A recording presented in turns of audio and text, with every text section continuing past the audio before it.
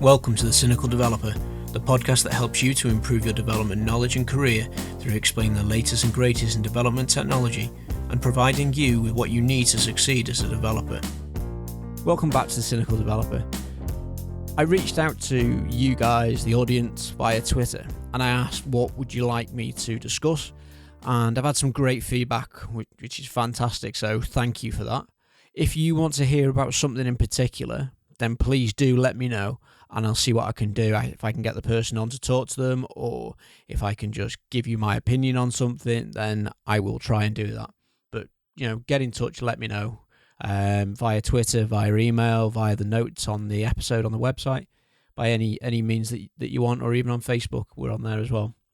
So today's suggestion was given by the Joe Zack on Twitter. He wanted to hear about how to deal with your ever-mounting workload by understanding the differences between important and urgent.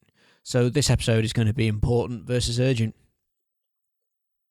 Now, to many of you, these seem like the same thing, but they're two very different beasts.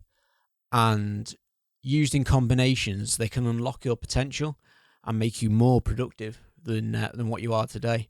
So let's define both of these, important versus urgent. What do these two words mean to you, your boss, and those around you, those that you work with? This may seem subjective, but there are some pretty hard and fast rules for these. Important, these issues and tasks need to be done, but they're not mission critical. And the key phrase for this one is that they need to be done at some point soon. Was urgent, this is a priority, and these have to be done right now. You can't do anything else, drop everything else, get these done. So tasks fall into four categories with these two. That's important and urgent, unimportant and urgent, important and non-urgent, unimportant and non-urgent. But what do these four mean? Well, thanks for asking. I shall tell you. Important and urgent, these are tasks that you should put to the top of your pile and get them done as soon as possible. They're mission critical and they're needed right now, not tomorrow, not next week, but now. Well, depending on how your development life cycle works, they're needed pretty urgently. Urgent. Anyway, unimportant and urgent. These tasks are next, once you've tackled the important and urgent ones. But they aren't mission critical. However, they could be changes that are important to a client. So this client is demanding them. No matter how useless to the main goal of your product they are, you need these to get things done, to keep the client happy. An example might be that your system somehow has a white labeling ability. And when your client logs in, it displays their logo. But because of an oversight, their logo is bastardized. So it's really a minimal issue. But the CEO of the client company has raised it and has banged on about it in your stand-up meetings and at the meetings with your bosses. So it needs addressing. It makes no odds to your business if that logo looks right or not, but it's urgent and important to the client. So that's why it falls into the urgent category, but not that important. Important and non-urgent was the next one on the list. Now, these tasks are often things like bugs, but there'll be bugs with workarounds. So the problem isn't stopping the business from functioning. So as an example, your system might have records for refunds in, and they're linked to orders. And when you go into the screen for the order, the refund isn't being displayed in the audit log for an order or something similar.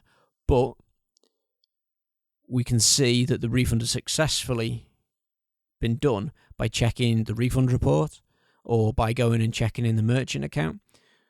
So this bug isn't stopping the business. It's just a pain in the ass for the accounts team. It is costing the business some money because it's taking the accounts team a little bit longer to actually get that information. but they can live with it. Your time's probably better spent elsewhere on the more important and urgent books. And the last of the 4 is unimportant and non-urgent. Now, these are tasks that only ever get completed when everything else is done and you're looking for something to do at the end of a sprint to fill your time. These are often slight layout issues, maybe a currency symbol is missing on a field somewhere in your system. They don't stop the business. They don't cause the user to have to find a workaround. They're just little annoyances, often things like CSS issues and stuff like that. So real bottom of the pile, probably you might do 3 or 4 of these a month if you're lucky, depending on how well you manage your time for your sprint. So breaking up tasks like this is known as the Eisenhower decision matrix. And it's spoken more in depth in a book by Stephen Covey, The 7 Habits of Highly Effective People, Power Lessons in Personal Change. I liked this book. I got it from Audible. I had it on audiobook. It's where I listen to a lot of my books now. I'll include a link in the show notes so you can go and check it out. You can get the paperback, the hardback, and actually the tangible book in your hands and read it. Or you can get it on Audible. If you haven't got a subscription for Audible, then I highly recommend getting one. And also, if you follow the link cynicaldeveloper.com/audible, you can get a free audiobook when you sign up. Anyway, back to this technique. Using this technique, you can quickly make a choice about what needs to be worked on. You may not be able to decide what is urgent and important without consulting the people who have raised the tasks, and also consulting your line manager if you're not in a position to make that decision. But once you have the agreement from those around you, it makes it really easy to know what to work on. So how do you go about using this matrix? Firstly, list all of the tasks that you feel you have to do or are assigned to you in your issue tracker.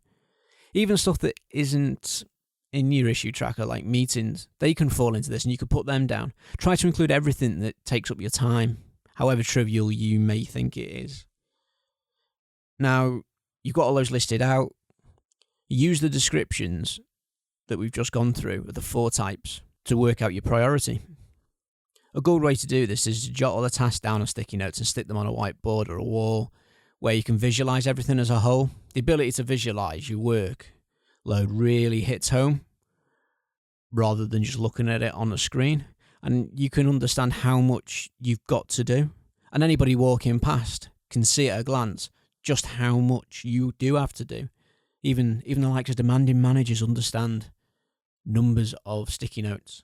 So they might see that you're a little bit overworked from it. We can live in hope. So the key takeaways here are that the Eisenhower decision matrix helps you quickly identify what you should focus on, as well as what to ignore, or at least ignore in the short term. When you use this tool to prioritize your time, you can deal with truly urgent tasks, while at the same time still work towards the important and long-term goals of your project, because you know what you've got to do, you know when you've got to do stuff, and if you've got to do stuff. Now, you could take this to the next level as well and mix it in with the Pomodoro technique to become highly effective and productive by marking each task with estimated Pomodoros. So the number of Pomodoros that you think that it will take to complete that task. On an average day, you get 8 to 10 Pomodoros completed, which then gives you a realistic view of how long it's going to take you to get all the tasks done that you've put in your grid, as long as you put all the right estimates on it and nothing else comes along in the meantime. To learn more about the Pomodoro technique, then check out episode 25, Being Productive, where I go into a little bit more depth on this. I'm not going to cover too much of that today. So that was how to organise your workload and understand the differences between urgent and important. I hope you found it helpful. Be sure to subscribe to the podcast. The next episode, we're going to be talking to Chris Hay about Octopus Deploy. And that's a really interesting talk. So until then, thanks for listening to The Cynical Developer. I'm James Stoddart, and this was Important versus Urgent. If you enjoyed this episode, please leave a review on your favourite podcast platform and help the Cynical Developer to grow by increasing its audience. If you have any questions about this or any other episode, then drop us an email, a tweet, or leave a comment on the website where you can find all the resource links and show notes for each episode.